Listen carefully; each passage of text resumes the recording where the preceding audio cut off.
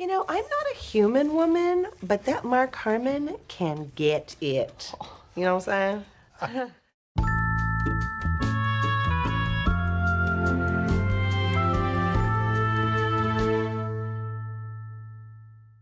We all know the judge, right?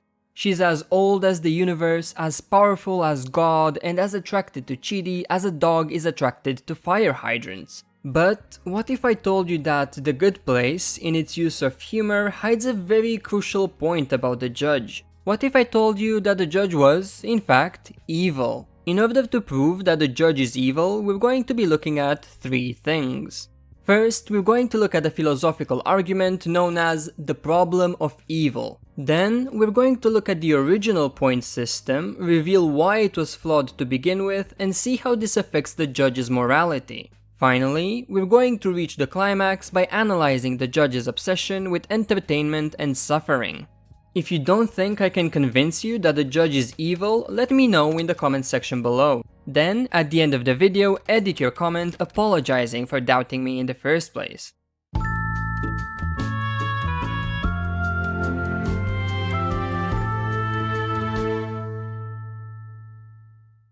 The foundation of our argument is going to be the philosophical challenge known as the problem of evil. First introduced by the Greek philosopher Epicurus, then later popularized by the Scottish philosopher David Hume, the problem of evil posits that it is impossible for a being to be omnipotent, omniscient, and omnibenevolent all at the same time. In other words, a being can't be all-powerful, all-knowing, and all-kind at the same time. While this argument is generally used in religious contexts to address God, I believe we can use it to address the judge as well. As such, we will examine the judge by using the questions posed by the problem of evil. These are: 1. Is the higher being able and willing to prevent evil but is unaware or unknowledgeable? Then it is not omniscient. 2. Is the higher being willing to prevent evil but not able? Then it is not omnipotent. And 3. Is the higher being able to prevent evil but not willing? Then it is not omnibenevolent. But all of this philosophical and logical theory is pointless without putting it into practice. So let's take a look at the judge and see what the evidence shows us. What are you guys looking at? Hi, I'm the judge. That's a burrito. What's up, guys? The first point that we will be looking at is omniscience, which means the state of knowing everything. During the judge's first episode, we have two scenes that can prove she is all-knowing. I try to learn as little as I can about the events of humankind so I can remain impartial because I'm in charge, yada, yada, yada. That being said, sometimes I get bored and I cheat a little bit. I have never been this angry in my life, which is the age of the universe. Given the judge's age and her admittance that she is, in fact, omniscient, we can conclude that the eternal being is all-knowing. Despite her point that she chooses to be ignorant in order to remain impartial, as well as her lack of experience as a human being for most of the show, the judge's ability to know all that there is to know is enough to render her omniscient. Trippy, right? The second point that we will be looking at is omnipotence, which means the quality of having unlimited or very great power. The judge is the highest authority that our characters experience in the afterlife. All of the architects and beings in the afterlife appear to be accountable to her, as she is the being that gets to decide the fate of everyone and everything. While there are limitations imposed upon the judge by the world around her, such as not being able to follow Michael and Janet after they escape to Earth, as they have taken the doorman's key. Okay, good news. I have the doorman's key, so no one will be able to come after us. The judge does appear to be all-powerful, being capable of ending all wars at the press of a button, recreating the point system, and extinguishing all of humanity if she so desires. Those aspects alone are enough to prove that the judge is omnipotent, having unlimited or at least very great power. Trippy, right? The last point that we will be looking at is omnibenevolence, which means unlimited or infinite benevolence, or put simply, perfect goodness. This is actually where we start running into trouble. Not only will the following 2 points serve to prove that the judge is anything but benevolent, but even random evidence will show us her lack of kindness and consideration. Take this scene, for example. Now, in terms of how we handle this moving forward, obviously, Earth is canceled. Earth is what now? Not only does the judge very quickly choose to cancel Earth and extinguish all humans that have ever lived, but when her decision gets questioned, she says, It's just too much of a mess down there, you know? I mean, the simplest solution is to erase everyone that ever lived and restart with a bunch of amoebas or whatever. Now, I'm not sure about you, but when a higher being chooses to extinguish all of humanity because it is simpler and more convenient than dealing with the root of the problem, I don't think of benevolence. Add this scene on top of that. Where did I put that human wiper outer thingy?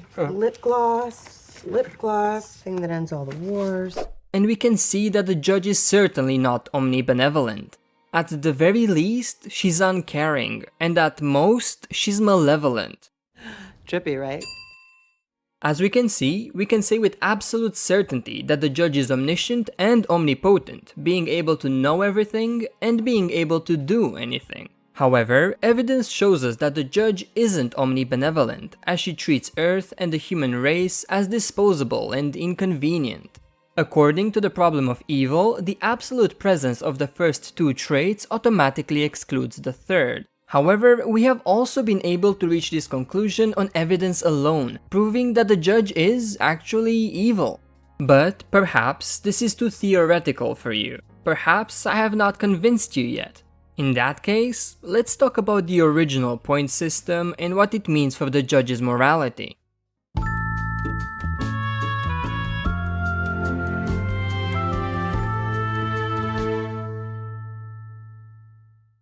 In the good place, the point system represents the moral score achieved during a human's life, determining whether they go to the bad place or the good place. As we all very well know, the system became so flawed over time that Chidi and the gang had to come up with a replacement that would be fair towards humanity. And the architects explain what you did badly, what you did well, and then you get rebooted and do it again, and again, and again until you ace it. But what if I told you that the original point system was flawed from the very beginning? Allow me to explain.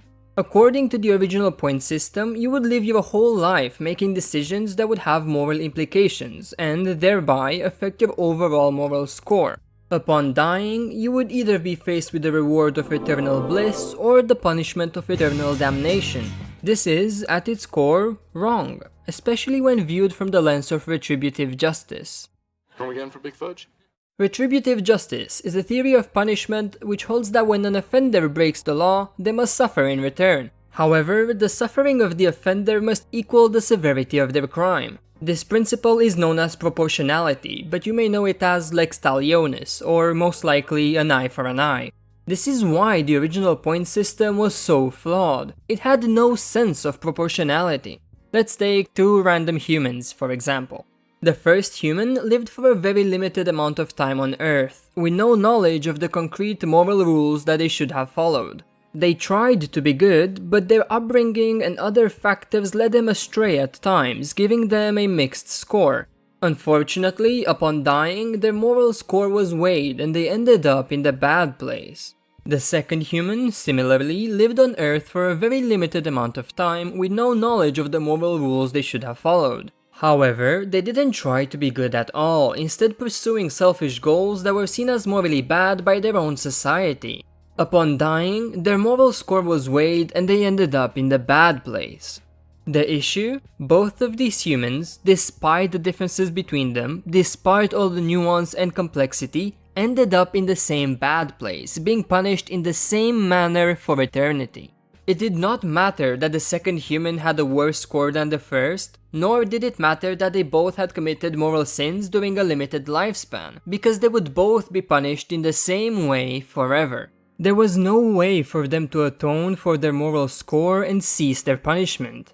Ultimately, there was no proportionality between the offense and the punishment. But how does this relate to the judge? Well, as we have previously established, the judge has been around since the birth of the universe. This means that, while she may have played a part in creating the original afterlife system, she certainly was aware of it and upheld it, knowing and condoning the eternal punishment of humans without any chance of atonement despite their very limited lifespans. Those are not the actions of a benevolent being. Still not convinced? Very well, let's talk about the judge's source of entertainment.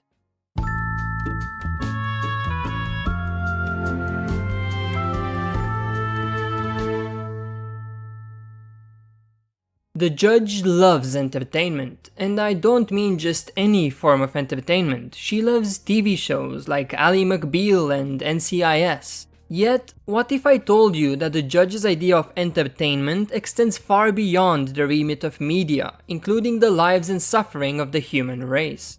We have already talked about this, but when the group first meets the judge, she makes it very clear that you frankly wouldn't believe what we've been through just to be here today. I mean, I would, because I just learned everything about you, but keep talking. Yet, despite knowing the arguments that they were going to make and the decisions that she was bound to reach as a result, she allowed them to try to make their case, saying, I haven't had a case in like 30 years and I'm super bored. Then she supplies each of them with a different test. Jason must exercise self-control, Tahani must find inner peace and ignore what others might think of her, Eleanor must prove she's selfless, and Chidi must choose a hat. While these tests are meant to reflect the progress that our protagonists have made, we should not ignore the fact that the characters are effectively being tortured. Then the judge makes this comment. Tahani and Jason didn't make it. I'm giving them tests right now to determine where they belong within the bad place. But if she already knew that they were going to the bad place, wouldn't she have also already known where they would go? And even if we were to accept that this comment was only made to test Eleanor, we can't ignore the fact that the judge created a video of our protagonists, showing it to them before almost sending them to the bad place. I made a little video of our time together. Did you ever know that you're my hero? Look, there we are. You know, I thought I'd have a stomachache right now, but weirdly, I do. By playing with the characters and treating their suffering as entertainment, the judge reveals that she does not care for the group of humans, nor does she care for humanity in general.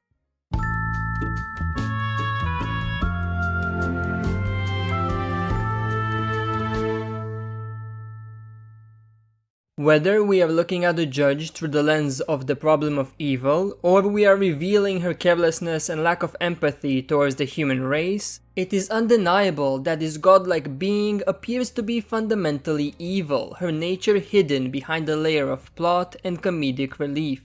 However, can we truly say that she is evil? Are we able, as human beings, to even comprehend the information that such a higher being would be able to comprehend? Perhaps morality is nothing more than a human construct, one that cannot be applied to godlike beings such as the judge. Perhaps the judge is not evil, just lacking morality as a concept altogether.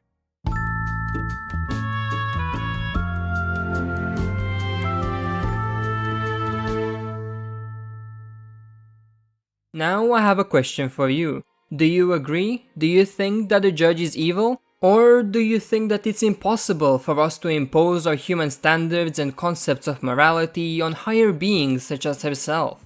Let us know in the comments section below. As always, thank you for watching, keep writing. Hey, you made it to the end, thank you so much for watching. If you enjoyed the video, remember to like, comment and subscribe, it helps the channel more than you know.